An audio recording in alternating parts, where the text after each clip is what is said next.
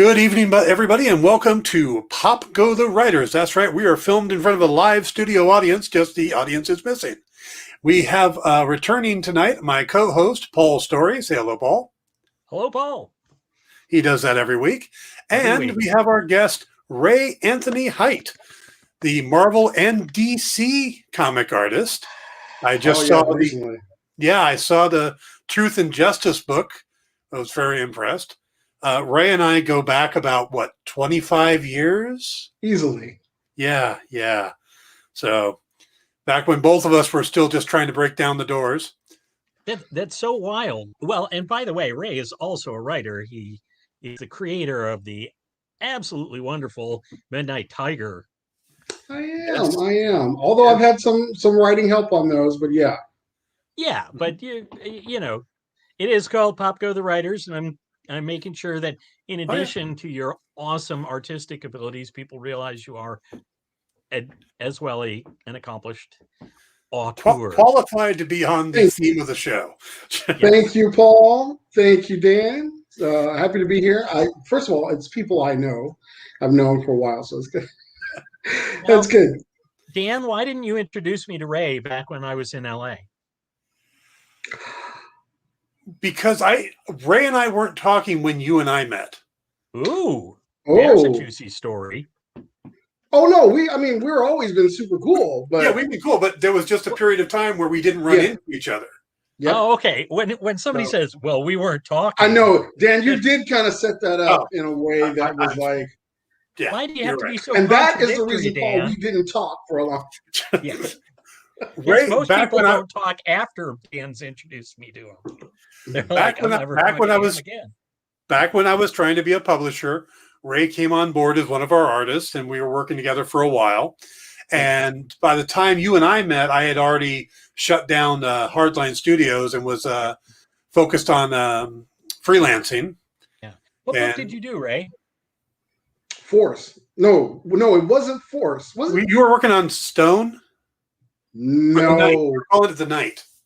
That's what it was. Okay. Yeah. So let me tell you a little story, Paul, that I appreciate Dan on a level that no one else probably would, and probably helped out the publisher I work with now. I had never done any. Dan actually gave me literally my very first professional job, period. And I had sent samples into Marvel. Remember those Black Panther pages I sent in? Oh yeah. I could never find them. So I sent those into Marvel and didn't hear anything back until I want to say, Chris Allo actually saw those pages, but that was well after Dan had talked to me. So I was doing that. So Dan, went to the studio, was great. I met some really phenomenal people that I'm still friends with now. Bobby and I are very good friends. I miss Lee, so Yeah. But anyway, one of the hardest things I don't know, whatever I showed Dan was like, yeah, Ray could do it, no problem. He gives me, what was it, Dan, a 24 panel page? Oh yeah. Yeah. A 24. And you're still talking to him? Well, first of all, like,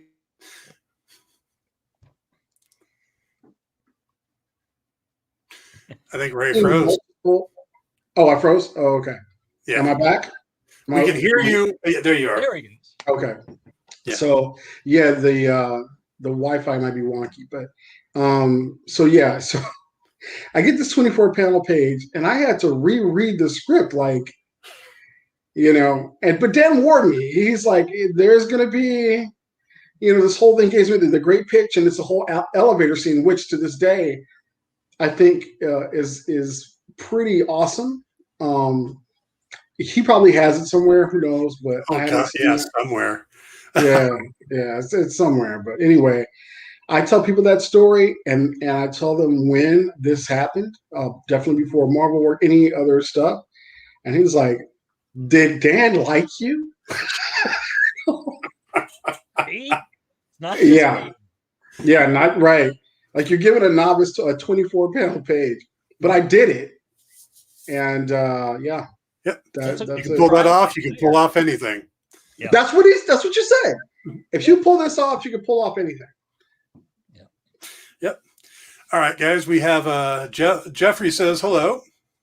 Hello, Jeffrey. Hello, Jeffrey. Hey, Jeffrey. All right. We're going to get into this show because that's the main thing. But so, Ray, just so Yes. folks know, you just did Truth and Justice number Yes, 3. that just came out. Yeah. And you've been doing X-Men books over at Marvel and a few other things. What are you working on right now, and where can folks find you? Actually, the last X-Men related book I did was what was it? X-Men Wakanda Forever. So I did that book, but what I actually been working on is Star Wars, Dr. Aphra. Nice. Wow. Yeah, I've been working on that. I did issue 6 a few months ago. And while I was working on issue 6, and it's kind of crazy, not bringing anything down at all, but my father had gotten really sick. His multiple myeloma came back. So I quit the book so I could take care of him. So I was a caregiver for a few months. And we just, he passed away October last year. And I've been kind of picking up the pieces. But let me tell you something. Marvel and anyone else I work with, but mostly Marvel, the editors, Mark Nietzsche and Tom Groman, I mean, they were fantastic. The entire Afro team, they just kind of helped me through it. Ricky Pritting, he was fantastic, Marvel talent coordinator. So I was very lucky, and I will say this, and those guys definitely have a certain level of my loyalty because it was a rough time. Yeah. It was a rough time, and they helped me through it. But during that time, I was, it was like the George Floyd thing and all that. And, that's when Mike Seglain reached out to me from Lucasfilm, and also Jim Lee. Wow. And it was kind of crazy because I had this whole thing. I tell people this, when something really good and really bad happens at the same time, it's like eating the best burger you ever had in the gas station bathroom. And that is how the experience was for me. Right. I was having a really crappy time personally, but it was like the highlight of my career. So I'm trying to really spring forward from that. And a few conversations with Jim Lee, which is, first of all, he's an idol of mine. I've just loved his work, and I bought all kind of stuff from Jim. So actually having him talk to me via DM on Twitter was fantastic. And just a cool dude. As cool as he was when I was in line at San Diego Comic-Con one year, and he's just walking past, and he saw my work, and I was in one of portfolio review lines. He walks past, then he comes by because he saw it in my hand. He's like, "It's pretty good." Then he keeps going. So it was really cool, and I asked him did he remember that, and he did. Jim is an absolute sweetheart. I've gotten to play poker with him a couple times, and that's a surreal event where you're sitting across, looking over top of the cards at Jim Lee, and it's like, here? Yeah. And Ray, my condolences. I understand where you're coming from. My father also passed away in October of last year. Oh, wow, Dan, I did not know that. Yeah. I got you. Yeah, October 1st. So, yeah, so I understand what you've been going through. And Jamal, one of our listeners, also wants to add his condolences. So, thank you. It sounds like you're starting to move forward, and I'm glad you had a really good support staff or support base to help you through it. So I'm glad I really did. I mean, my wife and kids and everything, they were, of course, phenomenal there. But a lot of times there is this feeling that if you decide I'm going to back off a book or whatever with its publishers, well, they'll never speak to you again, because there's 1,000 guys just like you waiting, chomping at the bit to get your job. Yeah, and that is. Except there aren't 1,000 guys like you, Ray. Oh, well, thank you, Paul. He's just as sweet as he was when we first actually met. Because I talked to Paul online before, and I think we met, was it Gym City, like physically met? Yeah, like 2 years ago? Yeah, 2 years ago. Yeah. I was going to say a year ago, but we didn't meet last year, that's for sure. No, not at all. No. Yeah, that's weird. I think I just signed up for my first convention for coming up, and it seems so weird to actually be signed up for to do a convention. Yeah, but it's not till December. And it's like, I'm still on the like. I'll say that I'm coming, but I'm going to keep an eye on things. That's what I did. This is Comic-Con Revolution here in Riverside, and and it's Mike. Same, Dan. Sig. I'm not going to say no to Sig. He has been great to me at exactly wherever he's worked, whether it was it was Wizard, it was Long Beach Con. So if Sig says they're back up and running, and if my being there helps even a tiny bit get one person more there, I'm there.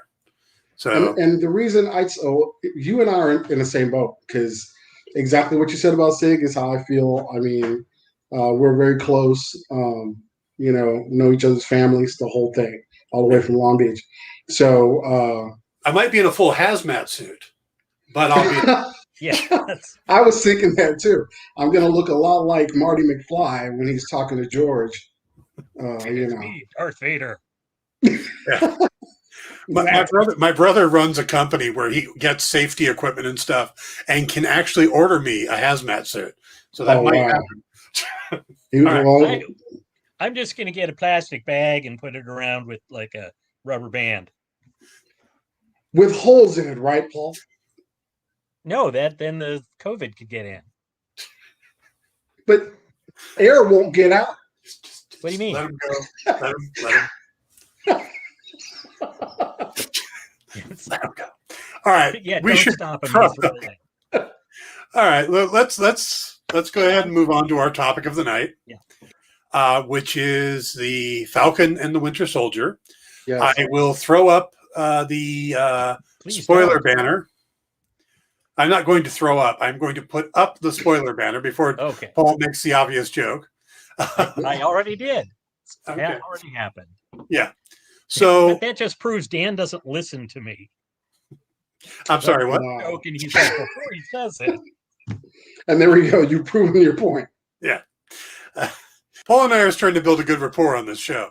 Yeah. Even if I spell it wrong. Nice. Yeah.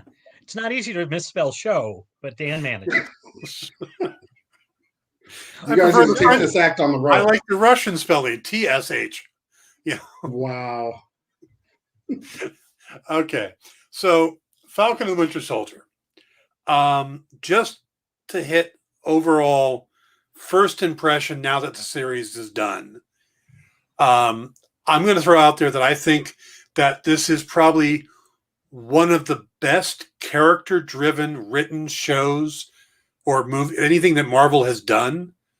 I think the story arcs for Bucky and Sam are phenomenal. I think there is some obvious little gaps in the Flag Smasher story. I think that, and that's because of the rumored reports that there was a pandemic subplot that they took out and reshot. So I think it doesn't fit together as well. And I think the power broker reveal on Sharon Carter makes no sense at all for all the stuff that they were doing in the series. So you have this brilliantly written story arc for these two main characters. You use Zemo in such an amazing way. And then you have this boat anchor of a clunker with the Sharon Carter thing. And that's how I look at the series. Ray, what were your thoughts? How do you view the series now that it's wrapped up? I agree with absolutely everything you said, except for the Sharon Carter part. Now, before I say what I'm going to say, okay, I have no clue what's going on. I have no plans. I just draw the comics. I don't write nothing. But I think she's a Skrull.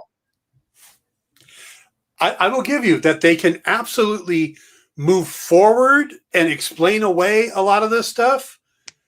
But again, as of the conclusion, it doesn't make a lot of sense. If there's more, then yes, it could be thing. But as the series itself, placed with no other allusion to anything else, it's kind of like, huh? Right? Like, where did this come from? Yeah. But they've been dropping little hints, they've been dropping tiny breadcrumbs. And I think they did exactly what we're doing right now, which is speculation, which is the reason why you want to see. Let me tell you the thing about Marvel. Marvel's done this with the MCU so well. They plant enough breadcrumbs to make you want to see, to make you want to understand why the hell did this happen? What's going on? And that might not be late for years. Yeah. Though they did announce on Friday that there is a Captain America movie, Captain America 4, in the works with Marcus Spellman on board as the writer for it. Malcolm. He was the Malcolm Spellman, yeah. What did I say, Marcus? Yeah. Yeah, I've been doing that a lot to poor guy. Malcolm, I apologize. So, Paul, how about you? What's you Sharon-loving Carter bastard you? Okay, well, I'll leave Sharon to the end. I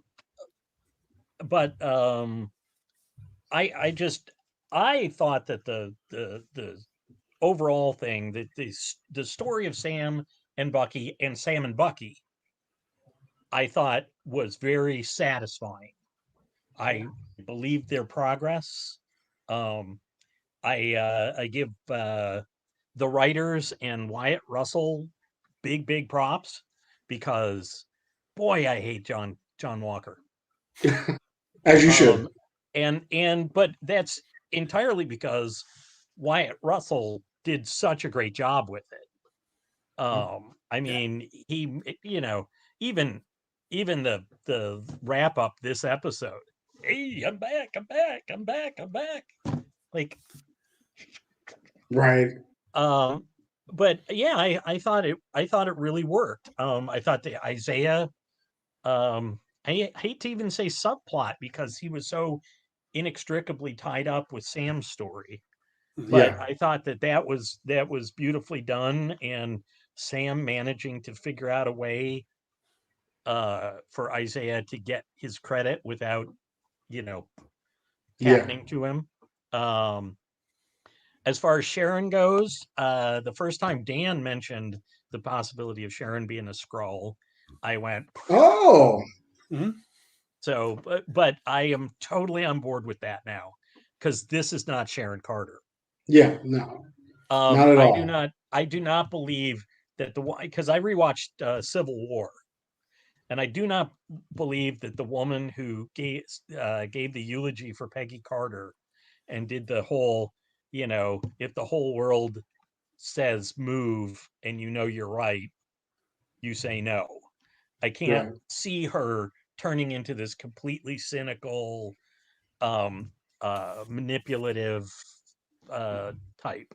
I mean, she's also, when Brock or God, what's his name? Crossbones. Brock Rumlow. Yeah, when Rumlow was getting ready to shoot the guy who said he wasn't going to launch the helicarriers. Yeah. He's like, Captain's orders. And she was like, boom, right there, gun to Rumlow's head, said, you heard him, Captain's orders. I cannot believe that she just went, oh, life was bad for a few years, so now I betray everything. I just don't see it. Although she was making moves on her Aunt's boyfriend. So yeah. But no, I didn't, and especially at the end where she's all like, "Hey, we're in the candy store now," kind of thing. I'm like, yeah, that's not Sharon. So hey, we've got a breaking news from our Oscar reporter Jamal, and he tells us that Zhao won director's Oscar moments ago. So the upcoming director for the upcoming Eternals, for what was her movie? No Man Land? No. Yeah. Which was Zhao's movie? Was it No Man Land? I can't remember the title. I haven't seen a movie this year. So that's yeah, I haven't seen any of the Oscar nominees. Okay, yes, it was No Man Land. So okay. So it was expected, and she won. So excellent. And she is the director for the upcoming Eternals movie, which should be interesting to see Jack Kirby's characters come to life again. Yeah, we're talking about Jack Kirby's characters right now. It ties in with exactly. the topic because Nomad, of course, was a Captain America character. Yeah. So Nomad's Land ties in with the theme of the show. True. All right. Since you brought him up, let's go on to Isaiah Bradley. I thought episode 5 for me was exactly why you bring in Carl Lumley. Yeah. The power and not only the power and just the emotion that he brought in that performance, but the fact that I forgot it was Carl Lumley, who's an actor I'm very familiar with. And I think of him like his role on Supergirl as John Jones's dad, all the way back to when he was on Mantis. I know that actor. I know how he performs. I didn't hear him. I didn't see him. So between the older age makeup and the way he was the graveling his voice and stuff, I was just blown away by that performance. Mm-hmm. Then we get the statue and the entry in the Smithsonian. And by the way, I'm not sure how far a drive it is from Baltimore to the Smithsonian. So that could have been minutes to an hour, I think. Okay, so reasonable. Yeah. That Sam just carried them, his new super rocket suit. Just had the 2 Red Wing drones carrying them. Yeah, actually 3. Yes, 3. There's nice. The big one, and then the ones that helped him push the supplementary van. There were 2. Well, I just thought the big one broke into 2 or something. Oh, I thought it was, but I thought it was like the main one, and then you have left winger and right winger. Oh, good Lord! Oh wow, the actual characters from the show, from the comics too. Wow, that is I read comics. What do you want me to do? You're a real watchdog for this kind of stuff. Yeah, I see what you did there. So you want to talk about a tie-in, Paul? That ties in. John Walker. Yeah. Yeah. Well, Jamal agrees that he gave a great performance, and the director of that episode was fantastic. And yes. Oh yeah. Well, Kari Skoglund was the director for all the episodes. Yeah. She directed all of them. They changed up the writers where I know was it Derek? The creator of John Wick wrote the middle 2 episodes 3 and 4, but I think Malcolm Spellman was part on the other ones. To me, the ending for Isaiah seemed very appropriate, following his wishes of not being outed, but also making his and his platoon or his troop story known. Yeah. So, it's not like Sam insisted they post his address. Yeah. He doesn't even tell him that there's no thing that says that he's even alive. Right. He's letting him stay. If you really dead. want to look at it, it's like a memorial of someone who's gone on. Yeah. Although there is one kid in the background that looks up and goes, sorry, that was Steve. Yeah. So what's your take on that, Ray? What did you think of the Isaiah story arc? Well, it was actually very emotional. Episode 5 was just downright beautiful. In such a way where it resonated a lot. And that line where he goes, "No black man in his right mind would want to be Captain America." A lot of black men feel that way. A lot of black people feel that way. Why would you want to represent something that's done nothing but hurt you? And I mean, I'll be honest, guys, Sam's speech kind of teared me up because I felt that way. I feel that way. That, the only thing you have is, that we can do better. We have done better. Yeah. So, and I think that combination of seeing both sides. So that was the other thing that's very poignant. It speaks to it because we as African Americans are still Americans. We still love the country, live here, love people here. But it's kind of like that relative that you know is totally full of shit, but you love them anyway, and you'd help them anyway, and you're gonna keep helping them. Mm-hmm. You know, it's one of those things. You're well aware of how crappy things are, yeah, and how crappy they have been. But if you look back, it's like the thing we tell other artists: you're crapping on your work now. You think you're not good enough now, or whatever the issue is. But if you look back, you're definitely better than you were. You just have a ways to go. And that's how I felt like everything kind of wrapped. Even Isaiah is like, you know what? Whatever you're bringing is different than what I'm bringing. yeah. And we need it. I think kudos to Spellman and Joseph something with an S. I'm blanking on the other writer's name. The bit about, well, you're not Malcolm or Martin or Mandela. That was hilarious. Yeah. Yeah. And Sam was just all like, yep, okay. You know, no argument. But yeah. But he didn't want to be, Paul. He wanted to be whatever he was. It wasn't just self-actualization for being Captain America. It was being Sam Wilson. Yeah. This is who I am as a person, based on my experiences, the people who I care about, all of that. This is the culmination of who I am. I can't be Isaiah Bradley. Yeah. And it just hit me, the difference. Walker was having a hard time because I was going to get to that. He was trying to be Captain America. Right. Sam was having a hard time. He wasn't worried so much about, he was worried about staying himself while being Captain America. Exactly. Which you just steered me right in there. I was like, oh. Also, I think, by the way, Joseph Sawyer is the name you're looking for.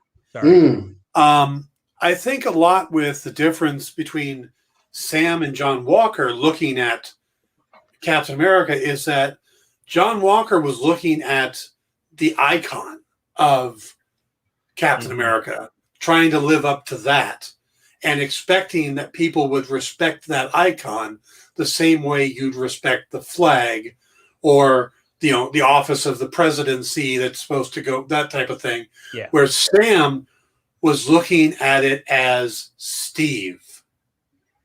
He was looking at his friend and the legacy his friend created, and knowing the true person that Steve was.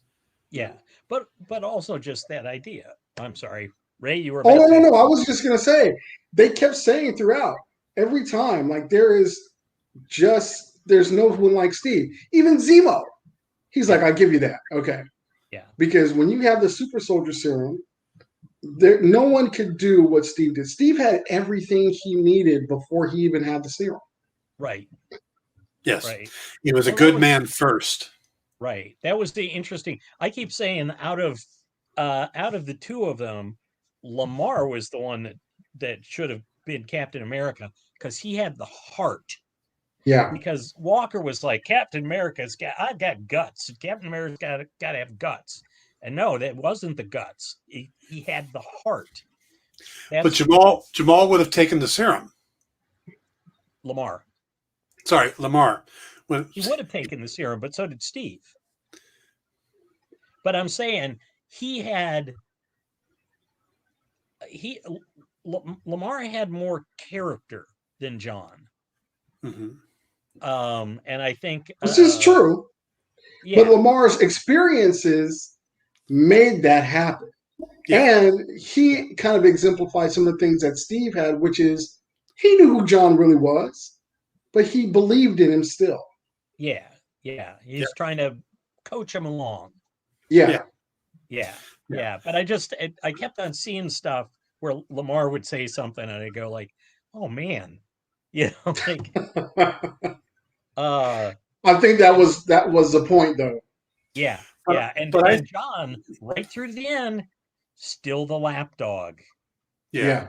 Even the final scene, he's like, yeah, all right, I got a job again. Somebody's gonna tell me what to do again. And that is the difference. That's the difference between Walker and Steve. Steve didn't need people to tell him what to do. Walker needed some type of direction. He also needed a Jiminy Cricket. Steve was OMAC, right? He was a one-man army. So, and he was his own man the whole time. He didn't always go with what America wanted him to do. He did what he knew was best, whether it was against what his superiors said or not. Walker, however, he keeps telling you who he is. Well, I did the job that they needed me to do. Yeah. I did these things. Just imagine Steve being in the same situation. He was Colonel Jessup. You want me on that wall. You need me on that wall. Yeah. That's it. Yeah. Andrew says Walker comes off as a kind of photogenic, empty vessel that they would want to have that role. And he exactly did. Yeah. He was the image that they wanted of Captain America. Jumping back real quick to Lamar. The difference between Lamar and Steve to me is Lamar would have taken the serum because of the power that he would have got from that and the things he could have done to help people. Yep. I think Steve never wanted the power, didn't care about it. He was basically just looking for a way to do his part, and I don't know if he even knew what was expected of him at that point. He signed up and volunteered with the idea, you're going to give me a shot to do something to help. Let me do it. Yeah. So, I don't know what was going to happen. Yeah, I think if they just walked up and said, hey, we can make you super strong. Do you want that? And that alone probably wouldn't have done it for Steve. Oh. It needed to have a purpose. Yes. Yeah. So, what else you got in the noodle there, Dan? Jamal says, YouTube pointed out that I'm back is literally what he said on the cover of a comic as U.S. agent. So it was a callback to the comic, him actually saying that. Yeah. So, yeah. Okay, let's move on. But he's a kid still looking for approval. He is from his government. Yes. Yeah. And I do think that Val is sort of the dark version of, oh, wait, you're not supposed to call her Val.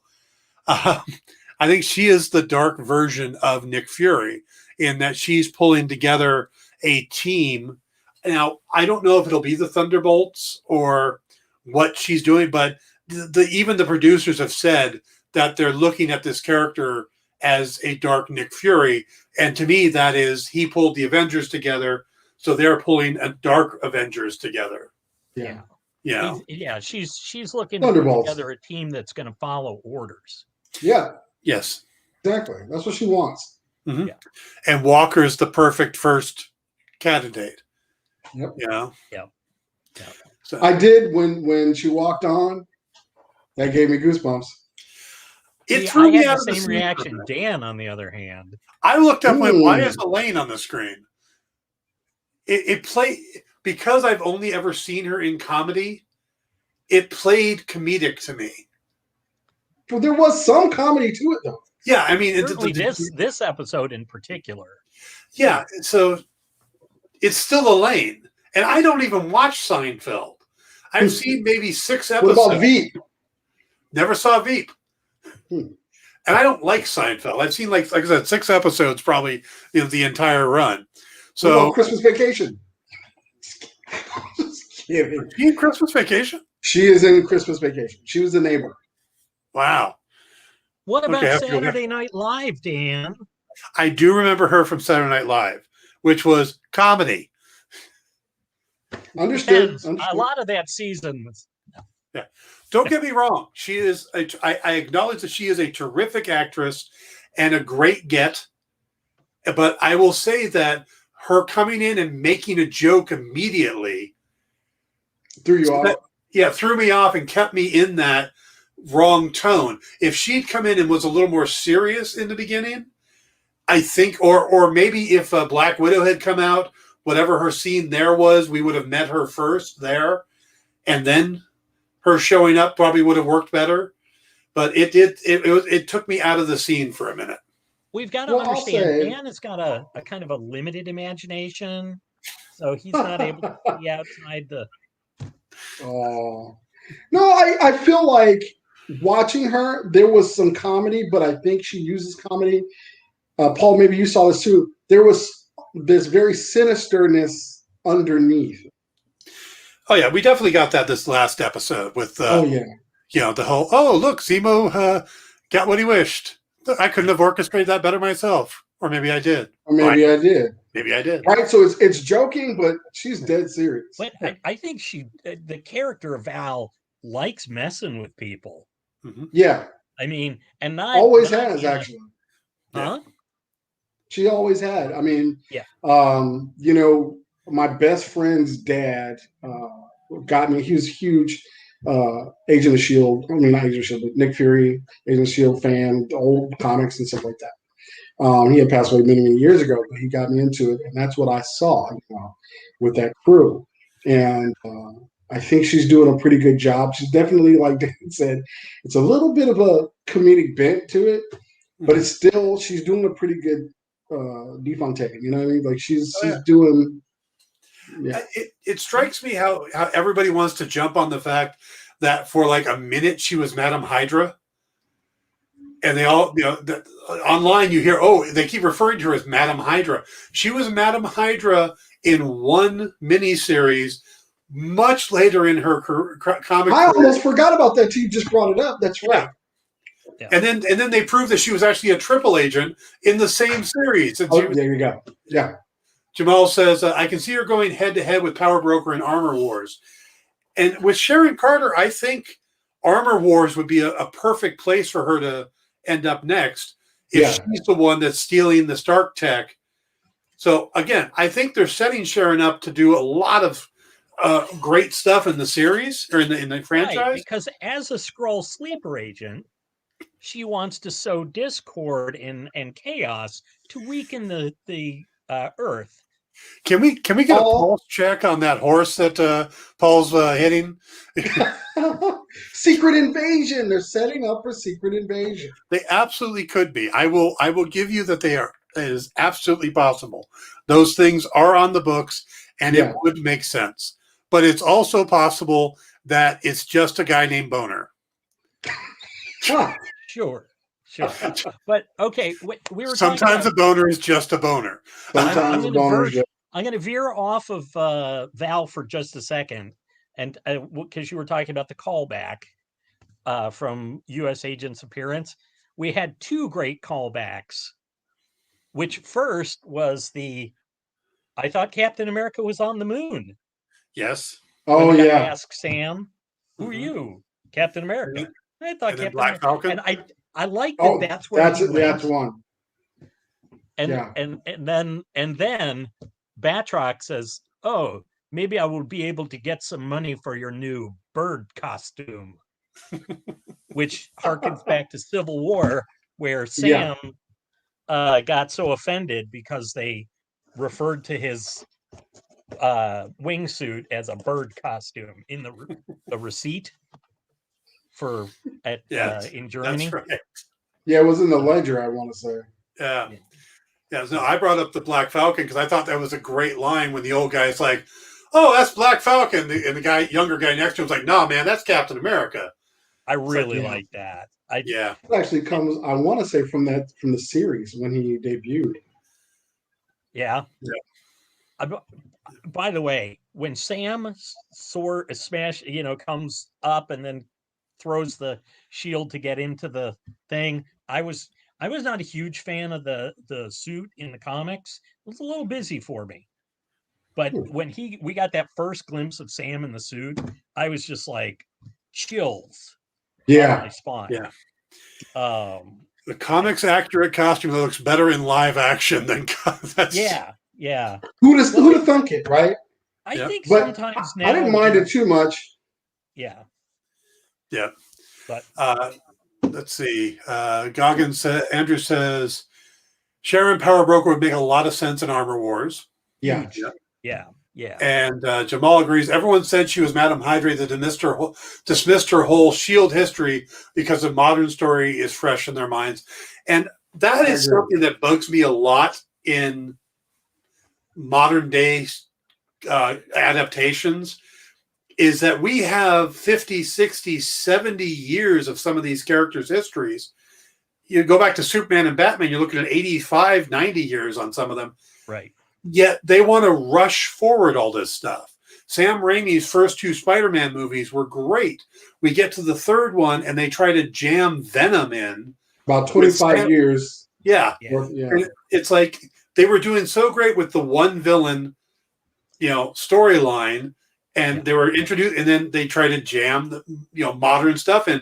Oh, everybody loves Venom. Well, yeah, and we'll get to Venom. Right. Just stop trying to rush it. Well, and Raimi himself said he didn't want Venom. Man was a perfect. It was pressed on him. All on his own. Yeah, and now he gets to do Doctor Strange instead, which is right up his alley. Oh my God, yeah. Yeah. Ooh, when Scott Derrickson left. Well, right around the corner. When Derrickson left, I was a little concerned because I liked the idea of them trying to go a little more horror. And then they went, "Oh, we're getting Sam Raimi." Like, "Oh, we're good." Okay, we're good. We're good. Thank you. Yeah, unfortunately, Benedict Cumberbatch isn't going to be back. They're replacing him with Bruce Campbell. I'd be okay with that. I love Bruce, but I wouldn't be. No, I wouldn't be. Nor would I. I love Bruce Campbell. I think they should have had Bruce Campbell be Dormammu. I think they should have Bruce Campbell be Dr. Druid. Yes. See it? You see it? I do. You'd have to wear the little bald cap because Druid. Yep. He'd do it. He'd totally do it. Oh, he would. Yeah. Bubba Hotep. You know what I mean? Like he loves, And Andrew agrees that Bruce has to be there. And Bruce was posting Instagram pictures from London right at the same time that they were filming Doctor Strange. Really? In London. So he's in it. I'm pretty certain that we're going to see Mr. Campbell, and we'll probably see a certain car. Yes. So, but we should get back to Captain America or Falcon and the Winter Soldier. Right? No. You saw the title at the end.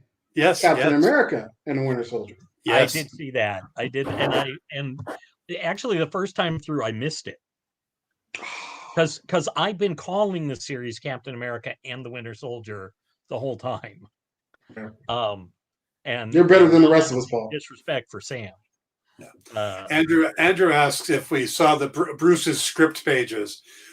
Campbell posted a fake script page, and we're going to assume it's a fake script page.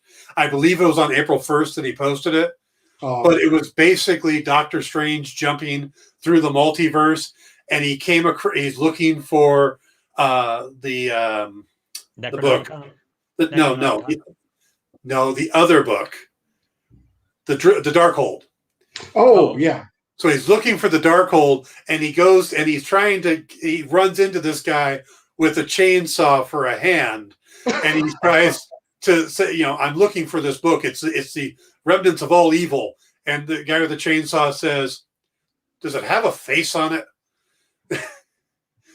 So that would be awesome if that is it. Yeah, it was a cool idea. I can't see them bringing Ash into the MCU like that. But then again, it's the multiverse, and if Raimi was good with it, depends on who has the rights to. That's a good question because it depends. Is it Fox or some subsidiary of Fox? For some reason, I want to say Universal, but I don't think it is. So, yeah. We need to have somebody in the background somewhere when we ask a question like that. Yeah, I need to feed us the answer. A research. Yeah. Jamal, where are you? Jamal. Yes, all our faithful fans. Who writes the Army of Darkness? Yeah. But I could probably. Too bad Nick's not listening. Nick from Dynamite, because they do the comics for that. Right. Quick thing. We were talking about kind of things that are left sort of dangling. Senator Anonymous. Yes, never got a name. Never got a name. And that didn't seem like an oversight. No, they were purposely going. That No, was on purpose. I'm wondering if I made a joke about it last week or the week before. I'm starting to think he's Del Rusk. I was thinking the same thing. Possibly. Yeah, because Dan's all like, this Red Skull can come back because after he got rid of the Soul Stone, the Soul Stone. Yeah. But but he's got to be somebody because they so painfully avoided. Yeah, naming him. They named the woman who flew the helicopter. Yeah. Yeah. Although, man, there were a lot of people that you picked up their names from the subtitles. Yes. Yeah. Like I didn't know all the names of the Flag Smashers. So let me ask you guys, because I have definitely forgotten. Yeah, anybody in the Flag Smashers who clearly have taken the Super Soldier Serum, are any of them canon at all? No, none of them were. I mean, they all had names like Dovich, Diego, Nico, Didi, Gigi, Carly, Lennox, and then there's one more. Mateus was the one that died, the very first one to die.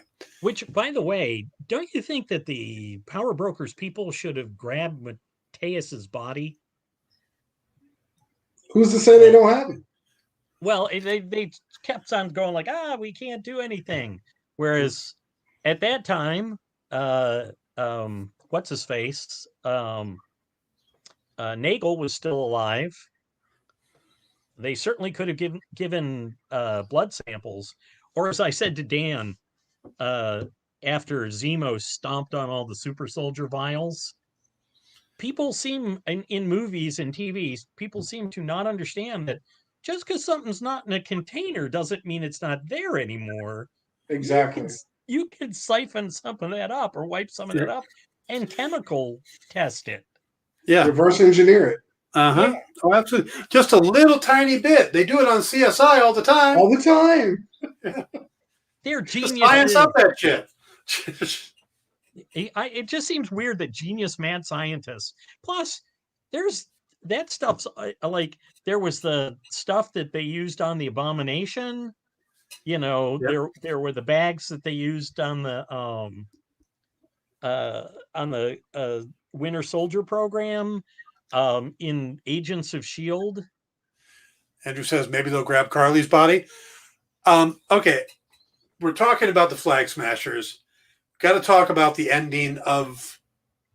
We knew they weren't going to leave a bunch of super soldiers running around the MCU. Right. But the explosion. Yes. So they put 3 of the Flag Smashers into the van. I paused it to count. There were 3 people in the back of the van. Onik, Zemo's butler, Osnick, blows up the van. The news report says the final 4 Flag Smashers were killed. Diego, the helicopter pilot, was not in the van. Right. Where's Diego? There you go. Was he already in the van when he loaded the others? The van only had DDGG and Dovich. I paused it and looked. The van. But wasn't remember, it was the last thing that they told Sam to do. Yeah. Go fish the last Flag Smasher. Right, because he wasn't with them.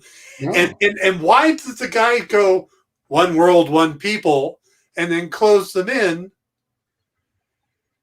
And then he was the idea that was just him letting them know there are still people on your side. Yeah, they care about your cause. That's what I thought. Okay. Because she mentioned it, Carly mentioned it. Even if we all die, the movement is so strong, they don't even need us. I love their reaction to that. Yeah, like, wait. That was a perfect time to freeze. Yeah. Right on that look. But he's frozen again. Yeah. So yeah, that was that. There he is. There he is. But So yeah, I don't know. It might have been them just going, no, we killed all 4. We just didn't show him in it.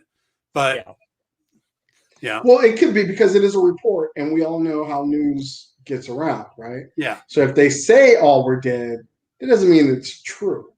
by the way, I mean, Falcon might have flew down, just snapped the guy's neck for the, just the hell of it. by the way, Sam said Carly was dead, but I noticed something. Carly's eyes closed. When right after she said, "I'm sorry," her eyes closed. Your eyes don't close when you die. On movies, you're right. You're right. On film, the eyes, just to show the audience that this person is dead, they're usually open. Yeah, if you're already asleep, I don't think they pop open. But if your eyes are open when you die, they stay open. And they did not show Sam closing her eyes, which is, again, a movie trope. They always show people closing their eyes. And but I will say this. Think about the healing factor of anyone with a super soldier serum. Yeah. Steve's taking crazy damage. Bucky's taking crazy damage. Yeah. Blowing up is one thing, but getting shot, they can survive getting shot. Yeah, Carly was fine, pretty much by now, which was maybe a week after she got shot by Zemo. Yeah, but Matthias got shot up by the power brokers man and was dead. Well, he got shot a lot. Yeah. Because he was he's like 50% lead, right?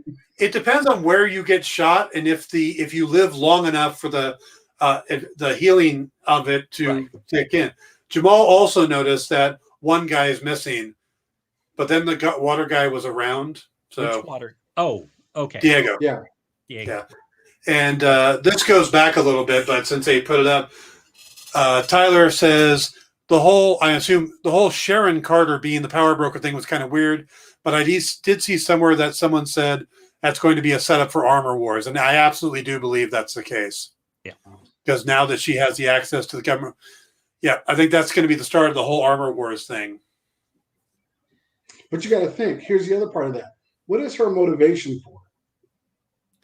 Because everyone's got a motivation for something, right? Yeah. Can we truly see what is her motivation for? It's not just to get back at, I don't know, feeling abandoned.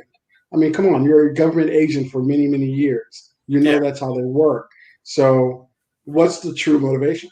Yeah. And it can't be something as simple as, well, Steve kissed me, then forgot about me. Right. And went back with my aunt, and Yeah. So, it's not that. Can't be. But if she's a Skrull, that makes a lot of sense. Yeah, that's why I think that she's someone else pretending to be Sharon. By the way, if she does turn out to be a Skrull, that is some deep, deep thinking, because she wears one of those nets, face nets, to disguise herself when she's a Skrull and wouldn't have to. Dan, I love you, man, because I thought the same. But then how do you shift back? You shift back before you go up to Bucky. Well, except she didn't. Look, the only thing you need in the Marvel Universe to disguise yourself is a ball cap and sunglasses. We know that. Every single movie before this, cap, ball cap, sunglasses, covered. So remember how they were doing it in Secret Invasion? They had the DNA of whoever it was. They were deep faking. Right. Now, hear me out here. Let's say they had Sharon, and then Sharon was actually gone in the snap. Because they never really explained, as far as I remember, was she one of the people? Wasn't she? Really, we didn't see it happen, but her explanation could be false. Yeah. Right. So it could go deeper. It could go deeper than that. Yep. Yeah. Okay. Tyler makes another interesting point here. Tyler says they're really interested in seeing what Armor Wars ends up being about, because it would be really hard to do a faithful adaptation of it, because a lot of the characters that are in there aren't set up yet. That's very true. Plus, I believe there are 2 different Armor Wars arcs in the Marvel Comics. I think one is from the 80s, the other is from the mid-2000s. Yeah, I think this is going to be a lot of, it's going to be Rhodey's series. So, It's going to be him trying to clean up the mess. You're probably going to get Justin Hammer back. You've got Sam Rockwell in your universe. Why aren't you using him? He's most likely going to be the one playing with this stuff now. So I could see Sharon and Rockwell, or Sharon and Hammer having some kind of relation. And, that's where I think it's probably going to end up going, is that Rhodey's going to find out that this stuff is out there, and he's going to have to go out and do it. It might bring in Riri Williams. I know they've got an Iron. I was just going to say, every new thing that pops up introduces another member of the new legacy. Yeah. Right? Yep. The younger legacy. Because think about it. We got the twins in WandaVision. We got Patriot. We got Patriot in this one. We're going to get Kate Bishop in the Hawkeye. Yeah. So think about who's next. If it is Armor Wars, Riri's going to be in that. We're going to get Miss Marvel in her own series. Right. And a Miss What's Marvel. that, Paul? They've got an Ironheart series on deck. And America Chavez is going to be introduced in Doctor Strange. Right. So we already know each time. And then we don't know who's going to be introduced in Loki while he's fixing time, right? Probably young Kang. Yeah. That's a perfect. So you see what I mean? Yep. Yeah. Oh yeah, they're building something up. So they're putting all the pieces out there. This is more than just let's do some character work in the MCU. Let's deal with Wanda's grief and Sam's reluctance to be Cap, and Bucky's finding his way again. Let's just deal with that. It's just going to be therapy in the MCU. No, we're setting shit up. Yeah. Because what would you do? Think about when this started. Everyone was 10, 12 years younger. Yeah. Wouldn't you start fresh with someone who can carry those characters another 10, 12 years? Oh, yeah, absolutely. Now, Tyler asked if we think that Armor Wars is going to be an Infinity War or Endgame level TV event. I don't think it'll be that big. I don't think so either. I think this will be kept to Rhodey doing these things, or Rhodey and Riri, as Jamal brought up. I think Pepper might get involved. I don't know. I don't know what Gwyneth Paltrow's current schedule is in her candle making. Or if she remembers even being part of the MCU. That's true. She may not remember that. Someone has to introduce her to Don Cheadle again. Right or what? Yeah. All right. So let's finish up with Zemo. What did you guys think? Again, we'll start with Ray. What did you think of the handling of Zemo here as opposed to him in Captain America Civil War? And I heard someone refer to him as Marvel's evil Batman. So, of course, he has an Alfred. I'm like, I could see kind of like that, but I see him. This is a tough place because I think what they're doing, Zemo's been building, like they've built his character up. We can see more about who he is. The development is doing very, very well, even when the small pieces that he's on, like they're very strong. They're very strong character pieces. And he's got, he's almost on a certain level like Doctor Doom. Because he's got layers. He has, even though he didn't run the country, he's got some deep, deep ties to all the countries in that area. Very smart, very calculating. He knows everybody, seems. He's got his own money. Mm-hmm. I love that when they broke him out. And Sam was basically like, what are you doing with all these cars? You steal this too? I'm a baron. I have money. I'm royalty. Yeah. So he put that out there. So you get to know a lot more about who he is. What we're going to see, I think, is going back to what you were saying before, Dan, is about building the Thunderbolts. Because I don't know if he's, MCU evil Batman. I wouldn't say that. He's something else. He's he's not quite Magneto either, but he's somewhere in there. He's a manipulator who's looking at the long game. Yeah. He is the only Marvel villain to not only win or to do what he wanted to do, but do it twice. I was going to say, it's a couple times. In Civil War, he broke up the Avengers. Yep. In this, he wanted to get rid of the new super soldiers. They're gone. Yeah. He finished off the last 4, supposedly. Yeah. I will say, though, I think that this Zemo, this is a wild, way out there kind of thing. This Zemo, hating supers as much as he does, I don't think he's likely to form the Thunderbolts. But you know who he might put together? A network of Scourges. He could very easily be. I would put together. I'm going to do a German accent, even though he doesn't. Oh boy! But he's gonna. I would not be surprised. Apologize now to the German communities. Yes, a mob is a terrible thing, and it is high time we had one. That wasn't bad, actually. Yeah, he's doing Ken Mars from Young Frankenstein. Right. But I would not be surprised if he puts together an organization to hunt super normal people. Yes, but Osnick has to be the first Scourge. Apparently, he already is. Right. And you know who he reminds me of? Huh. Freakazoid's mute butler Ingmar. He does. I hear a lot of people refer to him like the butler from the Tomb Raider games. It's just kind of following you around. Oh, okay. I haven't played those in so long. Yeah.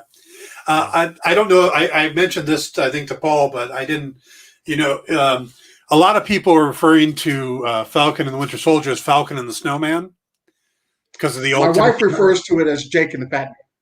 Nice. Oh. But there was this film. But Falcon and the Snowman was this old Timothy Hutton, Sean Penn movie years ago. Yeah. Well, it turns out the guy that plays Osnick was in Falcon and the Snowman. No way. Yes. So Nicholas Pryor has been in both this series and that film. So that's crazy. Yeah. Now I want to watch it again. Jamal agrees. Justice is served. Zemo's butler. Yeah. Nice. You have failed this city. Oh wait. Yeah. Wrong universe. That's right. Damn. I can see him though going. Justice is served. Oh, here, and like getting a napkin. You're like, got a little something there. Right. Justice is served. A little chocolate. Cheese we had left over in the freezer that looked a little old. Yeah. Jamal brings up an interesting point about Secret Invasion. He thinks it will set up more of the MCU than Armor Wars, and yeah, I agree. I think Armor Wars is going to be more of an end cap to Tony's story. Yeah. Mm-hmm. With and a chance for Cheadle to really shine. Where I think Secret Wars is going to be Marvel's do-over. So when they can look back in the last 10, 12 years where there's little mistakes, they can go, oh yeah, I guess it doesn't make sense that Obadiah Stane suddenly wanted to kill Stark. He was a Skrull. And just down the line, they could fix anything they want. I'm not saying that's one of them they will. But just think about it. I mean, they were there in the 80s. Yeah. That's what I loved about Captain Marvel, is that so many things happened in the 80s that can easily be pulled out. I believe it was the 80s. I thought it was early 90s, but well, no, it could have been. It could have been the 90s. I thought well, I guess for me and Blockbuster Video, yeah. Yeah. Well, I was just thinking about early 90s, you're right. Monica's age. Yeah. Well, Monica's age makes sense to me too. So a lot of people weren't quite, they didn't get that how much of a difference it was. It's like, well, when we saw her, she was a kid. Yeah, that was, in the 90s. Yeah, we got to remember this is also 5 years ahead of us. Yeah, exactly. Yeah. So, well, it's slow. I think it's slowing down now. Yeah. Yeah. They're catching up. Yes. The time stream is merging and stabilizing. But the point is that there's a lot of things they could do to undo certain things that they did. Like, we didn't really want that Quicksilver to be dead. Yeah. We Loki could fix that in the timeline. Yeah. We'll just get back Evan Peters. No. Look, I love that. That's a good one. I have a whole theory of why I don't like Evan Peters' Quicksilver, is because he's too fast. You look at the comics. Furious. He's supposed to be like speed of sound level. Yeah. They made Evan Peters like the Flash level, being able to stop time. And Quicksilver was never supposed to be that fast. No. Yeah. So that's why. What was the other actor's name? Johnson. Aaron Taylor Johnson. Aaron Taylor Johnson. Yeah. To me, that's the right characterization and power for Quicksilver. So right. Okay, let's go ahead and move on to what are the characters we got to wrap up here? John Walker. First thing, what an amazing acting job by Wyatt Russell. Absolutely. And we've got all ends of the spectrum with Walker, because they start off, they kind of make you like him a little bit. Well, first they make him look horrible in the oversized helmet. Then he comes back and you start to feel for him a little. It's probably that helmet. That's why he was taking so long. Yeah, it probably was. And then, so they've kind of danced us back and forth with, oh, he's horrible. Oh, he killed that guy, to, oh, he just tried to save those people. And it's like, to me, the biggest thing was when they were showing him doing the cosplay shield at the end of episode 5, and he busts out the Medals of Honor. I thought, is he really going to put those on the face of his shield? That's horrible. And then we get to see he put them on the inside of the shield to remind him of Lamar and what he's fighting for, which in the comics, it's Walker's parents that get killed, and he kept a picture of his parents taped inside the shield. Right. So to me, that was okay. That kind of went on this is a good side, good point, trying to balance out the Walker thing. And I gotta say, by the end of this, even though he's kind of a jerk and he did kill somebody, it's starting to get balanced to zero. He's starting to come into balance. I don't like the guy, but I don't absolutely hate him anymore either. Well, I'll add my 2 cents to that too. I think that's exactly where you're supposed to be with him. He is like, I would say, how we have paragons, where Steve is a paragon. Yes. Walker is the dude on the street that is out or in a bar, and he's clearly an asshole. But a woman falls off the table and he helps her up. But then he hits on her. Right? Yeah. Guys like that come a dime a dozen. It doesn't mean that they're bad guys. It means that they are privileged, self-righteous, can't control their temper, assholes who at the end of the day, all they want to do is be liked. Yeah. Because that's what he wants. He wants to be liked and live up to a legacy, because that's why he's fighting. He can't do much on his own. And when he tries, he seems like he's failed because he's living up to something that he isn't. Yeah. The moment he becomes himself, and in the comics, that's what's happening, or that's what happened to him. He realized he couldn't be Steve, but he could be whoever he was.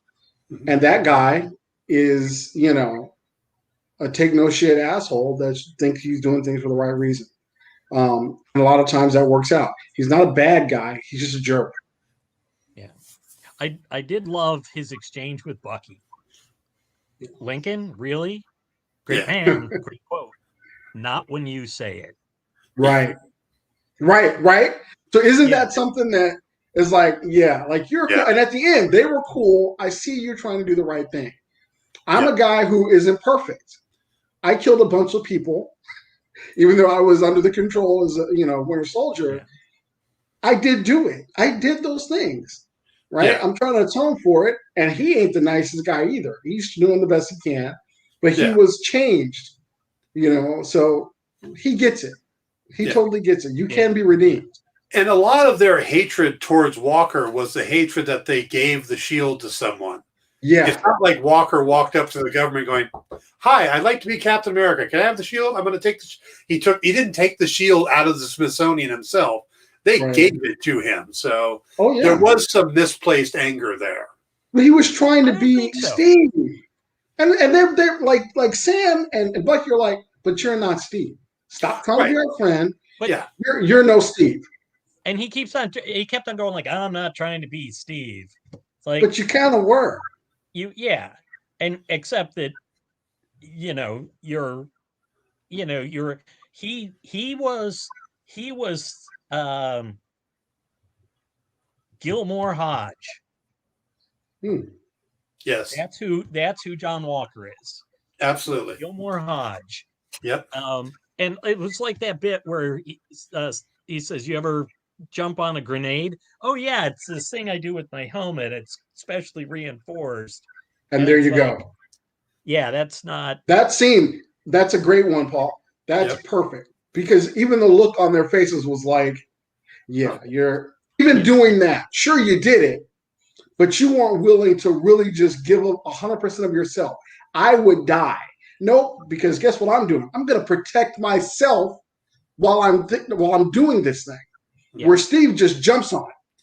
Yeah, it's not that there's anything wrong with it. And that's the thing. There's nothing wrong with it. But it is. You're not. They're like, are you willing to make a sacrifice? And he says, "Oh, I got a trick to get around that," which is kind of like Tony always said. Exactly. That was exactly it. Yeah, I think Walker was a good soldier, but not a good person. Yeah, thank you. Yeah. That's it. Yeah. That's the best. And definitely not a good Captain America, because there was more to it than that. Yeah. But he kept trying to live up to this thing, and that's the thing. Like, just kind of like, we got a question. Yeah, with David. Well, this was an error in the end. Walker walked right by the senator that told him he can't do Cap stuff anymore without consequences. I think the fact that he just tried to save their lives that helped. Yeah, and then so he's like, "I'll deal with that later," and then Val was there. Yeah, so that's how I think that. Yeah. All right, we got about 15. Oh, go ahead. Got some questions? No, we got about 15 minutes left. So let's get to the stars on this. Let's get to Bucky and Sam. This was, their story arc. Let's go with Bucky first, because Yuri was the moment. Yuri. Yeah. And it felt like they may have stepped away from that scene a few seconds too early. You were waiting to see what happened, huh? Yeah, I want to know what Yuri's response was. And we don't get it, and we see Bucky looking in through the window, and the girl looks up at him and doesn't even show any kind of one way or the other. There was just a little bit of a smile, actually. Yeah. Okay. A little bit. So not like, hey, you're okay, but more just like an acknowledgement. Okay. Hey, you helped. Yeah. Yeah. So I think it would have been bad to see more of it. I think that because it wasn't about whether Yuri forgave him. It was about him coming clean and Yuri having closure, which we saw. And I think that going into whether, Yuri losing his, if Yuri lost his temper and said, "Get out, I hate you," it would have distracted from Yuri needed closure. Bucky needed to come clean, but that's just my take. I feel like that too, to a certain degree. Yes, I agree 1,000%. It went on just as long as it should have, because we shouldn't have seen that. Because I also thought it was about Bucky. There was one last selfish thing that he did, not telling Yuri, because he and Yuri became friends, and he knew that if he told Yuri what happened, he would lose his friend. Yeah. So that was selfish. It wasn't just about hurting Yuri. It was about, here's this person who I've grown to care deeply for. And the reasons why we became friends, or why I even approached this person, completely changed why I decided to stay in his life. Yeah. So he had to let it go. It was the sacrifice. I will give you guys that. I think you're right on that. I think you're right. It cut away at the right time. I loved seeing Bucky showing up at the end at the party, the smile on his face, playing with the kids, Sarah gazing up at him. That's happening. That is that's happening. Yeah. I'm going to say this. The man spent 2 years in Wakanda. Yes. Oh, there you go. I think he developed a taste. I don't know. But you know what I heard? It was absolutely not said, but you know what I heard when Bucky showed up and the boys, AJ and Cass, ran up to him? I heard Uncle Bucky. I can see that in my head, because they were so excited to see him, and it just reminded me of when Sam showed up on the dock. Plus, he brought cake. He did. He brought cake. Store-bought cake. Store-bought cake. What else was he going to do? It could have been from a bakery. Could have. Those tend to be more boxes, but yeah, I'll give you that. It looked like a good cake, though, because I was looking at it. Didn't look like as long as you bought it from a local baker. Yes. Local sourced. Yes. Yeah. All right. So I thought Bucky's arc was really strong. It was very, very, very good. Yeah. Emotional. Yeah. And I also like the fact that he got a chance to try to talk Carly down. And it wasn't the same type of talk down that Sam would do, but it definitely was from the heart. And he seemed to genuinely be trying, just like he tried to bring Walker down too. Yeah. So it was almost like Sam was rubbing off on him. Yeah. He's like, maybe I don't have to punch first every time. Yeah. Well, there's diplomacy, and then also you see how he started to share a little bit more of himself in the telling of this, because you've already been down this road. You know, you can either eliminate the problem or you can solve the problem. Yeah, you could change things. Yeah. So when before he would just, eliminate the problem. Yeah, I love when she said, "Well, maybe you should just sit this one out," and he just says, "Well, that ain't gonna happen." Right. Yeah. Yeah. Because suddenly I don't know why that particular line struck me, but suddenly he was also a kid from Brooklyn. When he just said, that ain't gonna happen. It just really felt like there's Bucky. There's that character, man. That's that building on top of the character. Yeah. He's still that kid. He's still in there. Well, because he never got a chance to, he's only had a few years now where he went from, I went into the army, pause, as far as being Bucky, Yeah. True. So. All right, so let's go to Sam. An absolute amazing story arc. I think the two lead characters are where this show excelled. And there was a couple moments where it seemed like they were being dropped to the background. Like Zemo had his moments and stuff like that. But that first episode was so good at setting up the arc for us. And it was just such a nice, linear, straightforward character growth. Just consistently all the way through till the end, where that there is no other choice to wear the stars and stripes but Sam Wilson. He is the perfect choice for this era, to the point where I think if Steve came back, it might be like in the comics where he's like, no, you stay Captain America. I'll do something over here for a while. He eventually does, in the comics, he comes back as Cap eventually, but I think they've built him up perfectly in this series. And I love the fact that we started with him fighting Batroc, and then we have the big Batroc scene. And it's such a difference in the scenes where he's barely holding on against Batroc in the beginning. He gets the job done, but it's barely. And it's much more Sam's kicking his butt in a lot of times. It's still good fights. Yeah. But we see Sam's growth physically as a character. We see all that working out he did and the parkour-like flips and stuff come in handy with Carly. I think they really just paid off everything about Sam. Yeah. In this series, and I'm blown away by that. So I would say every aspect of his personality was explored. We really got to know who he was. And some of my favorite scenes, I want to say it was episode 1 where they go in, him and Sarah go in to get that loan. That was very telling of, it was a snapshot of the way our world is.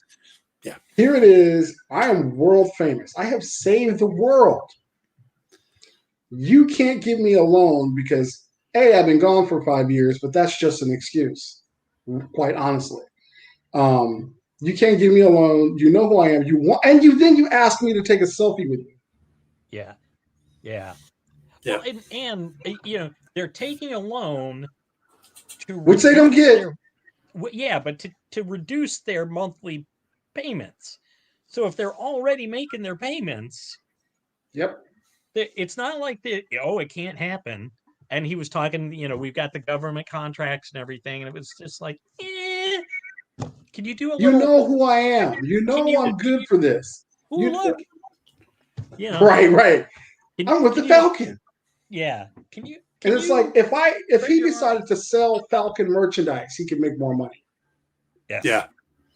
Right. But so it was such a like gut punch, and then he has to look at his sister because he walks in with confidence. Oh, yeah. I save the world. I got this. You know, I'm gonna help us out. And then he has to walk out with his tail between his like sheepish. Yeah. And it's just horrible. It's a horrible situation. You save the world, but you can't even save your family's legacy. Yeah. Yeah. I think the fact that this show is airing almost a year after it was supposed to, or at least a big chunk of time after it was supposed to. So more than a year before it was written. And you look at the topics it hits on, everything from the inequality, the financial inequality between people of color and whites, the police issue. Oh yeah, I didn't even get to that one, Dan. Yeah, and all of the topics that they brought up, and then we end it with basically an insurrection of the government. It's like everything we've just been dealing with, the George Floyd, just you can't turn on the TV without having another name to add to the list of people of color being killed by the cops. And it's amazing that they've dealt with all of these issues in such a straightforward and yet entertaining way that you're watching this stuff and you're seeing what's going on. And it's like it's pulled right from the headlines, but it was written a year beforehand. Well, that's because all of this shit is real and it's happening constantly. And it's not just George Floyd. It's not just, the insurrection was a new thing. Everything else has been happening for years. It's making the news more and more because it's happening more and more. And they didn't have to spend a bunch of time on it either. Yeah. Yeah. Each one of these incidents lasted less than 5 minutes, for the scene. Even though when, it goes to Baltimore, that scene with the cops didn't last very long either. Yeah. No. But it hit hard. Why? Because it's what is it? The world outside our window. Marvel's been doing it in the comics, back in the Stan era, Stan and Jack, and they're doing it with the MCU. I don't know how much they're doing it in the comics. I don't know. I can't read everything. I don't know everything that's going on with the comics, but they're definitely doing it with the MCU and with these shows. Yeah. Because think about WandaVision.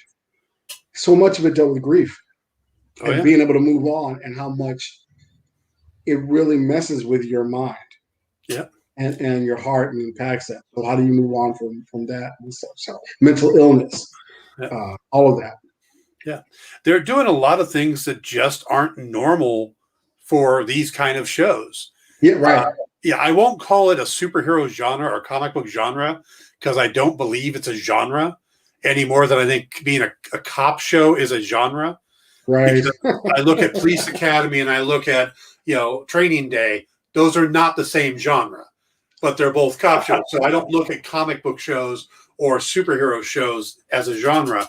But the fact that, one of the main fights in the end of WandaVision was a theological battle, or is a philosophical battle. Yeah. Ship of Theses. Or Theseus. Yeah. That's just phenomenal. And I think Theses are something else, Dan. Theseus, sorry. And it's been a long weekend, man. I hear you. And then we get it with Sam and all the politics stuff. But you see online so many people complaining, and it's been this way for a while, about politics in comics. Oh, God. Yes. And I'm going to say this, and I might get some hate for it, but there has been politics in comics since there's been comics. I will second that. Captain America punched Hitler on the cover of his first issue before America ever went into the war, before we ever said Hitler was a bad guy. Comic books were on that cutting edge. Back when an African-American man accosted Green Lantern in the streets in the Danny O'Neill thing about you help all these blue people and all these yellow people. Why aren't you helping the black man? Right, that's it. And I love that. That's one of my favorite stories. Yeah. So it's not that comic books are suddenly dealing with politics. It's that the people who are complaining are now seeing comic books dealing with politics that go against what they believe. Bingo. So if you're bitching about politics in comics, it's probably because you don't agree. And for God's sakes, people, what happened to being able to have a debate and a discussion about opposite opinions instead of, trying to get rid of anybody talking anything different than what you believe? I think we lost that. We thought, Paul, we've cut you off a couple times. Come on.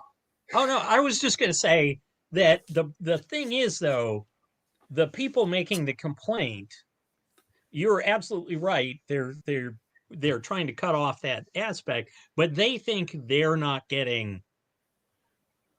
They're John Walker. They think they're not being heard.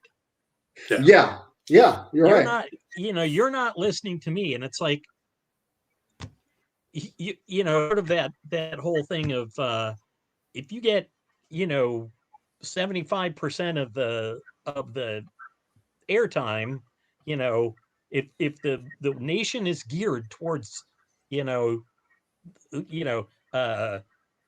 white Christian males, then the fact that if some comic books go a different way, what is the phrase when equality looks like persecution, that's privilege. Yeah, there you go. And that's the people are looking at it and going, oh, well, I'm used to being able to just get my own way about stuff. And it's like, well, it's not a threat. It's when you've been on stage the whole time, right?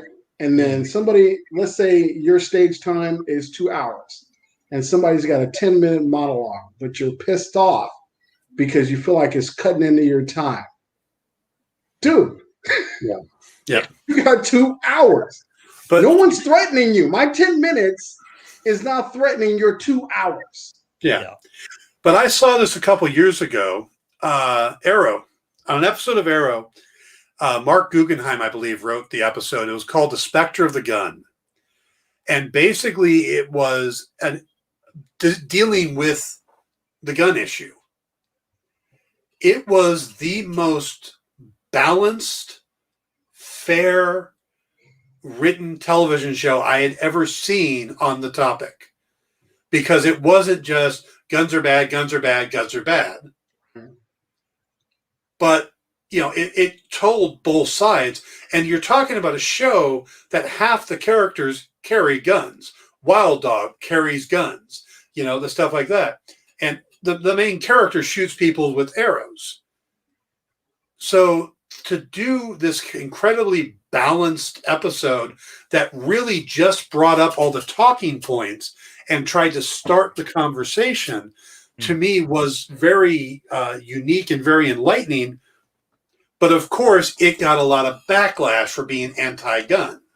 And it's like, no, it's balanced. Okay, because I'm a guy, I own some guns. Okay, I am not a big proponent of getting rid of certain guns, because I don't necessarily think that taking away certain guns from people that legally can hold them is a good idea. But I acknowledge there are way too many gun deaths in this world, in this country. Oh, yeah. There's way too many mass shootings, and something has to be done. And we need to get the right people into a room to have a discussion about how do we stop that.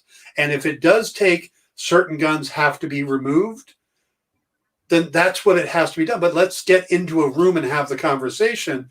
With both sides standing on the extremes yelling at each other is never going to get anything done. And I felt that this episode of the show did that. And I think that a lot of the issues that were brought up in Falcon and the Winter Soldier were done in that way as well. They were never brought up to beat you over the head with it. No. There wasn't an agenda. This is what this guy is going through. And these are the real things in his life. And the fact that we see them in the news just backs that up, is evidence that these are the things in his life. So I thought it was really well done and handled. And again, anybody who's out complaining, I know Fox News put out a story that a bunch of people canceled their Disney Plus things after because of Falcon and Winter Soldier and the way it's dealing with race. And I'm like, then you're closed off to actually learning anything about life. But that's exactly it. That's the point. I don't want to learn, right? Don't show me this ugly thing. Don't show me this thing about myself. Don't tell me that I've got this giant pimple on my forehead that is unsightly. Don't tell me. Just tell me I'm pretty, right? Just tell me everything's going to be okay, and then we're cool. But this thing is going to pop and explode, right? Any minute. That's what they want. They want you to toe the company line. They want to pretend it doesn't exist. And a lot of the conversations I'm having these days have a lot to do with how this time, with all the upheaval in race relations and stuff, feels different. And it does feel different. This is the first time we've gotten, not to get all political, but I'm a comic book writer, artist, and comics and politics go hand in hand. Mm-hmm. First time we ever had a conviction for police, having murdered, a suspect. So, and this is in the history of the United States with all this stuff happening. Yeah. It's insane. Yeah. Sorry. Oh, no, go ahead, Paul. I was going to say, but part of the reason, people are like, why is this all happening now? And it's like, it's not all happening now. It's that we're all carrying a video camera in our pocket now. Yeah, that's it. So my wife has this thing, and I tell people often, my wife and I, we talk about this stuff all the time. It actually sounds like I'm in college or something. We're always having these deep philosophical debates. So one of the things we say is that we lived in Palmdale, and there was this 4-way crossroad near our home. They didn't have stop signs there. And there was always some type of accident, regularly. It took several accidents and a couple deaths for them to put a stop sign that we already knew needed the stop sign. Yeah. But it took death. So just imagine the Breonna Taylors and the George Floyds, Tamir Rice.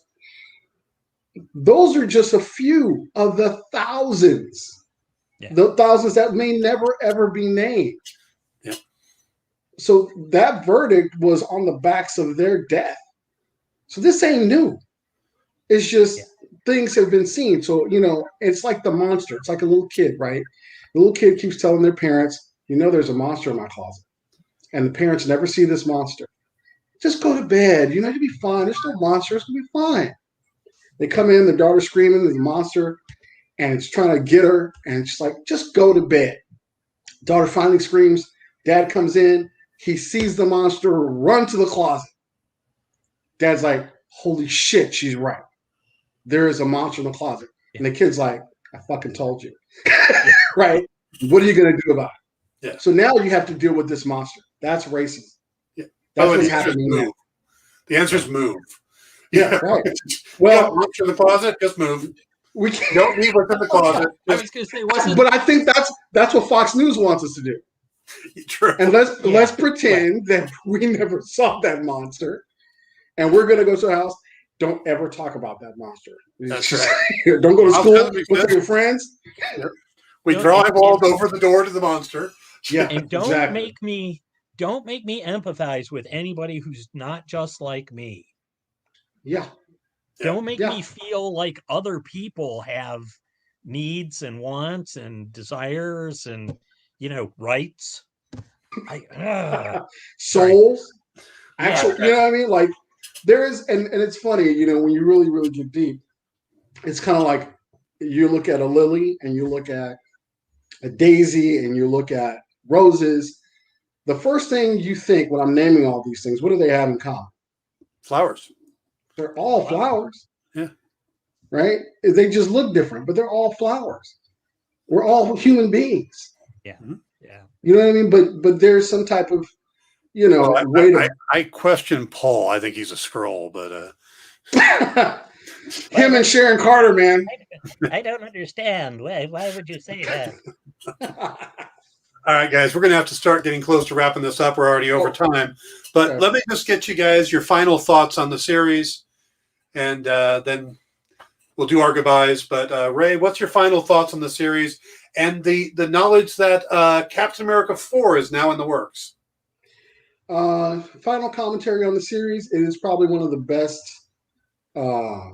series based on a comic, not just a Marvel comic, I have ever seen. And is probably, and I'm really kind of putting it in a box because if you take the comic book aspects out of it, it's a great, character story on so many different levels. So it is really, really fantastic. And I love the way that Marvel is really just making stories about people. They just happen to live in a superhero infested world. You got wizards, cyborgs, and what's the three? And super soldiers. Aliens. There you go. Wizards, aliens, and super soldiers. Yeah. Remember, wizards are just sorcerers without a hat. Exactly. With a hat. With a hat. Yeah, right? Without a hat? With a hat. Sorcerers or wizards without a hat. Okay. There you go. Paul, how you feeling on this, Paul? There you go. I'm with Ray on this. I mean, it was. Now, keep in mind, I have loved Captain America my whole life, and it was only about a minute after I discovered Captain America that I discovered the Falcon. Like when I was picking up the book, it was Captain America and the Falcon. So I loved Sam Wilson as a character from the old TV show. I love Bucky as a character. It's just like, and they could not have made a show more for me. We get to see Sam. We get more information about his background. We understand that sort of they contextualize his willingness to he stepped in and in Winter Soldier took in Cap and Natasha. And it was like, okay, it's pretty cool that this guy is doing this, but sort of we now know how he got to the point to be that kind of guy. Bucky actually hitting a point where he's where he's at peace was really good, and it felt earned. And I gotta say, I just watched Civil War today because I wanted to compare and contrast Zemo. Zemo was, even though he was not bad as a villain in the original in Civil War, he was so much better in this. It felt more layered. He danced a little. I just I everything was sort of smoothed and polished, not in terms of taking the rough edges out of the story, or the people, but like they were just highlighted. They were just made, it's like we were able to see them clearer. Yeah. Like all the characters were like that. So what about you, Dan? How do you feel about this? What do you think, Dan? I do think this is probably the best written MCU project yet. The fact that they had 6 hours basically to tell the same story that they would try to compact into a 2-hour story in the movies helped. I think that's why we got a better Zemo, why we got to spend so much time on Bucky's story and Sam's story and Isaiah's story that wouldn't have gotten the airtime it needed in a film. I am really, really hoping that whatever is up with Sharon gets explained and I can look back at that and push that aside. But because it does bother me, but the rest of it I think is phenomenal. And I really look forward to see what Marcus Spellman can do with a movie script with Sam Wilson as Captain America.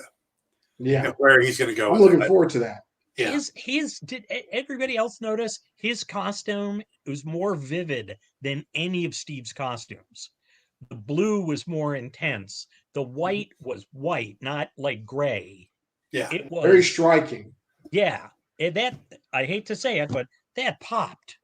That's because they're from Wakanda, and they have much better fashion designers down in Wakanda than the U.S. government. I mean, come on, one of Cap's suits was designed by Coulson.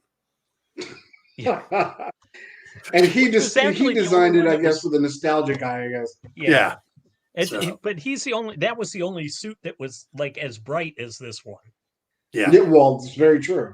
And I will say, I mean, I know we're going to end this shortly, but I could have talked another 10 minutes just on the fact that the Dora Milaje were a big part of that too, because that was huge. And that moment where they basically showed all three of those guys. They let Bucky know, hey, you're just renting this arm. Yeah. And we got the keys. You got it. We gave it. This is a gift. Don't think you're trying to use it on us. And he was so hurt when it was just like, tuh. He was super shocked. Well, because you don't expect somebody to go here. Yeah. But come on, like, dude, you used to kill people for a living. You don't think you have a fail-safe? We trust you, Bucky. We put a backup in, but we trust you. But we trust you. That's right. Yeah. I am hoping that he shows up either in Black Panther 2 or the Wakanda series they've been talking about.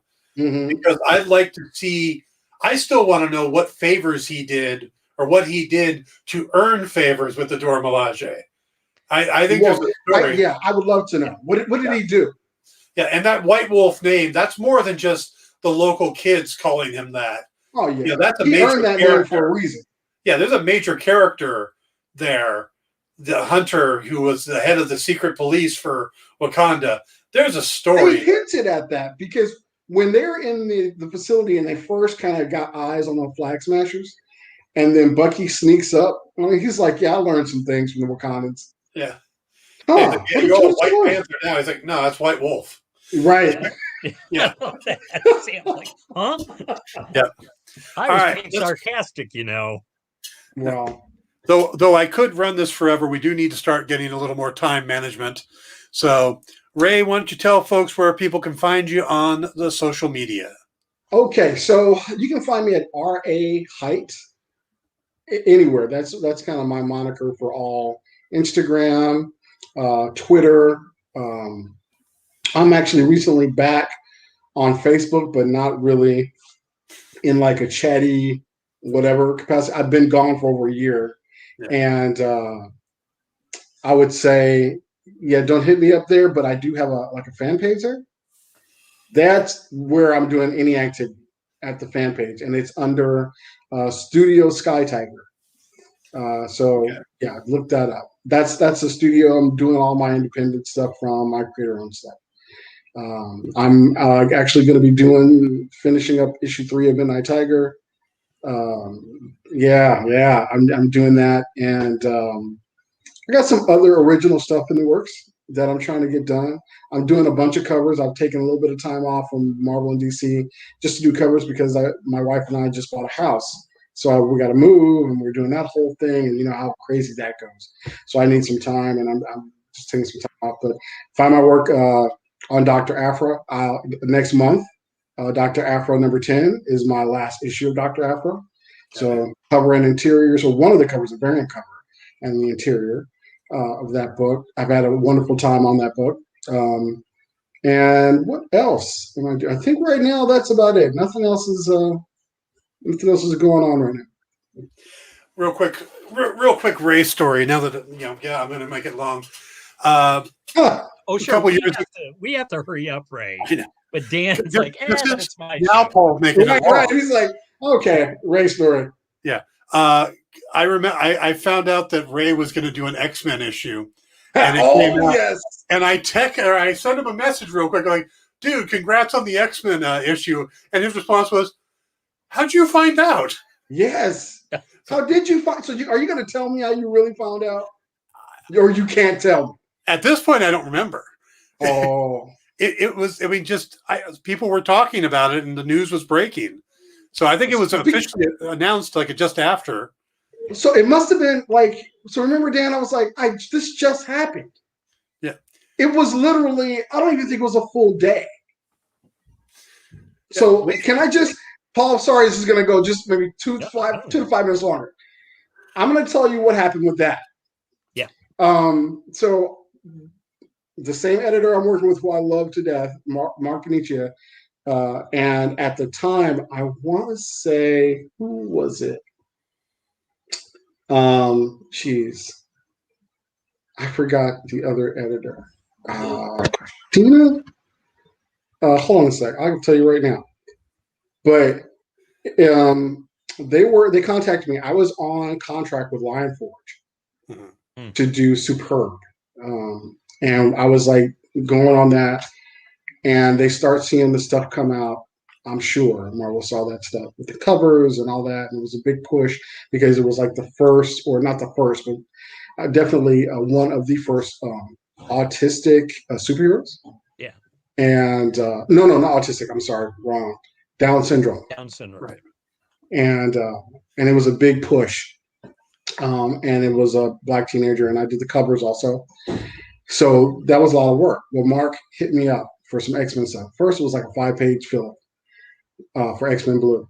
I was like, whoa, I've never, just being on an X-Men book. Yeah. And I come to find out, not a lot of Black men have worked on X-Men. A friend of mine told me it's not only a handful, like actual interiors. Yeah. From my understanding. So that's what I was told. I don't know how true it is. So it was even more prestigious, but the fact that I was on an X-Men book was huge. Yeah. And then I was done with that 5 pages helping out because I want to say Jorge Molina was the artist on it and needed, a little help. I hadn't finished my 5 pages. I was inking them too, Dan. So, and I just really started inking stuff. So I turned that in, but before I finished, I want to say it was Christina. Let me tell you, because I want to get Christina's name right so they know. Because it was her who really did the contacting. But anyway, they offered me another issue. Christina Harrington. Okay.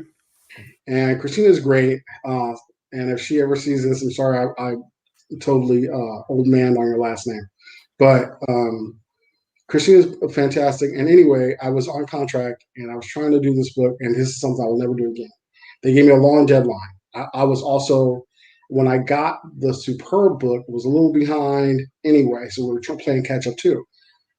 I couldn't turn it down. I couldn't turn X-Men down, but I was on a contract with Superb. So I ended up trying to do both books at the same time. That was a nightmare. It was a nightmare.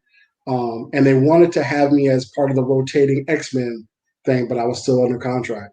Mm-hmm. I wanted a contract, but the X-Men was too strong. Issue next book. Pissing the X-Men off because I couldn't get that done. But I will say this, it was a learning experience for sure. Definitely was like sleepless nights getting both of those books done. And they were as gracious as they could be. But yeah, I swear, man. So when Dan heard about it and contacted me, it was on Bleeding Cool. And I thought, holy crap, this is already happening. I had to definitely tell the Superb, Lion Forge, that team. And it was like everything awesome, but then I had to make a decision. And it was just rough. It was rough. Because I couldn't get out of my contract with Lion Forge, Yeah. I did the best I could. And by the time it was all over, guys, I was so burnt out. I left Superb. I was supposed to go, I think, all the way to issue 9. I think my last issue was 7. Mm. And there were some points where I was doing like half the book, for a couple of them. I definitely did like the first issue 1 to like 4, I think.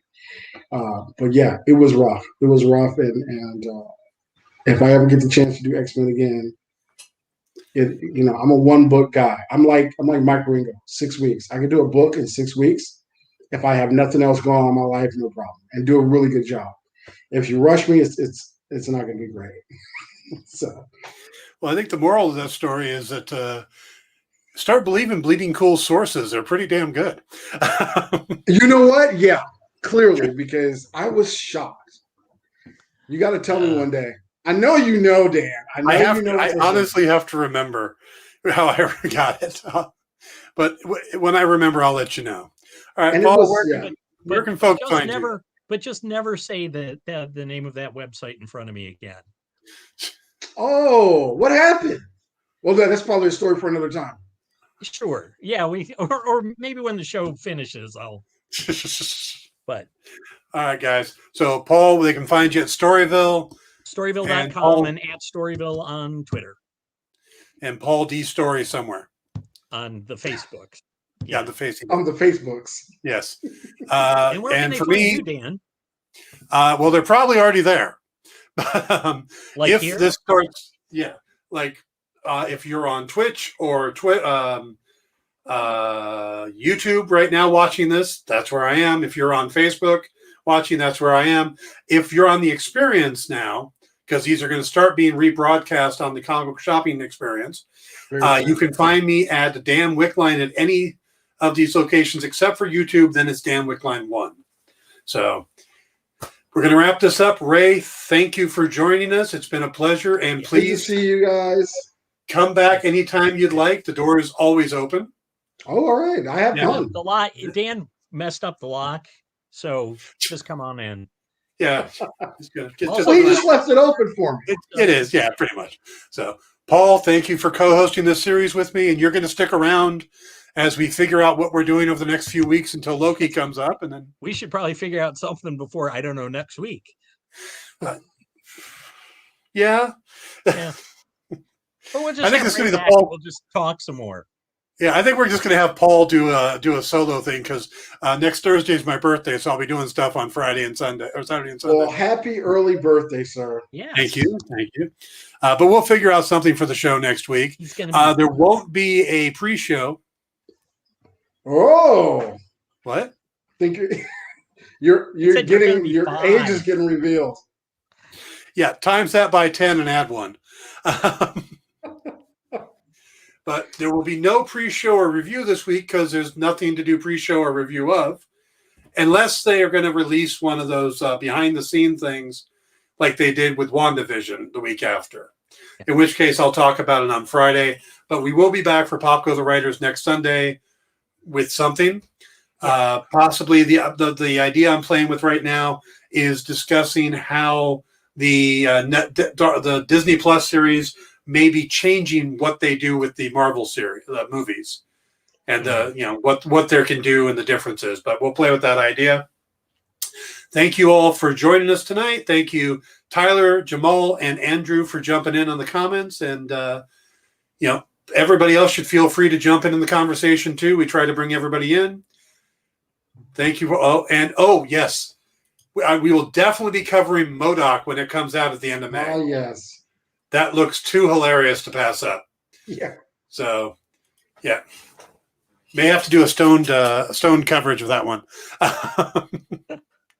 Because I may have to be to watch it. But, all right, guys. Thank you all. Have a great evening, and we will see you soon. Good night, folks.